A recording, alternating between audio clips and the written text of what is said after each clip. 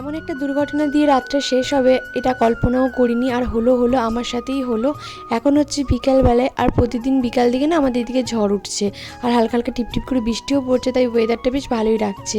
জানলাগুলো খুলে দিলে না, দুটোই ঘরের জানলা আছে, এই দুটো জানলা খুলে দিলে বেশ সুন্দর হাওয়া আসে। আর যেহেতু প্রেশারটা লো থাকছে সেই কারণে গ্লুকন্ডিটা গুলে এখন খাচ্ছি। হ্যাঁ, সবই করছি, তারপরও প্রেশার লোটা রয়েছে আর ব্লাডটাও কম রয়েছে। আর বিকাল থেকে উঠের থেকে মাথাটা বেশ ঘোরাঘুরি করছিল। অনেকবারই হয়েছে যে পড়তে পড়তে নিজেকে সামলে নিয়েছিলাম, তারপরে হচ্ছে তোমার চা আর মুড়ি খেয়েছিলাম, তারপরে একটুখানি রাতের জন্য চাউমিন বানাচ্ছিলাম। যদিও বা রাতের জন্য চাউমিন বানাতাম না, কিন্তু আলু পেঁয়াজ দিয়ে রাতের জন্য চাউমিনই বানালাম, কারণ ডাল ভাত অনেক কিছু করতে হতো আর গ্যাসের সামনে অতক্ষণ আমি থাকতে পারছিলাম না, তাই সিম্পল সাদা মাটা একটা সাদা চাউমিন করে দিয়েছিলাম। তারপরে রাতের সব কাজ আগিয়ে যখন আয়নার সামনে চুল ছাড়াচ্ছিলাম তখনই গেল দুর্ঘটনাটা ঘটে। হ্যাঁ, এইভাবে চুল আঁচড়াতে পড়ে গেছি আর বেশ ব্যথা পেয়েছি। তারপরে প্রীতম ছুটে এসে যত্ন নিল, তার সাথে বকাঝকাও করলো প্রচুর।